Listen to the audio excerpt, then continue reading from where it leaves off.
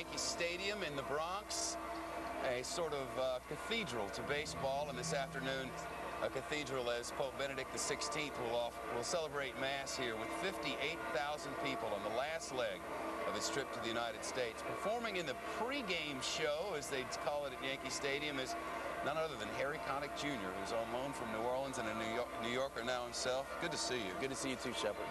How do you get this gig? Man, I must have done something somewhere, you know, because I heard that Cardinal Egan wanted me to perform, and I got the call to do it. And of course, I accepted, you know, very enthusiastically. Edward Cardinal Egan, the Archbishop of New York. You're a New Orleanian, a Catholic yourself. What's it like to be performing for and a crowd like this with Pope Benedict XVI there? Man, it's really intense, you know. I mean, I've never had I've played at, you know, the Super Bowl and World Series and the Olympics and all that, but there's something about performing for the Pope.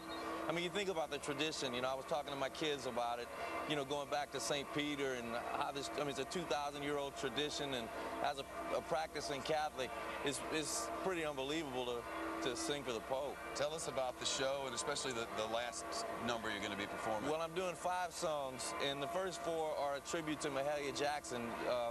Being from New Orleans, you know, going to church, I mean, going to church is great, but sometimes the music gets a little boring in church, you know. Not in New Orleans, it doesn't. That's right. Well, thank God for people like Mahalia Jackson. So we're doing a tribute to Mahalia, and I have my good friend Kim Burrell, who's singing with me on 2 songs, who is just unbelievable.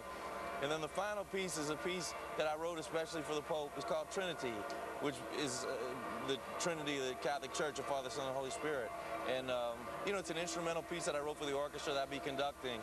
And I'm excited to have it played for him. Yeah, no doubt. We were talking before about how nobody really knew who this Pope was. Right. Everybody kind of knew John Paul II. He was kind of a rock star, a celebrity all over the world. We're getting to know this guy just as a Catholic, a practicing Catholic. What do you think?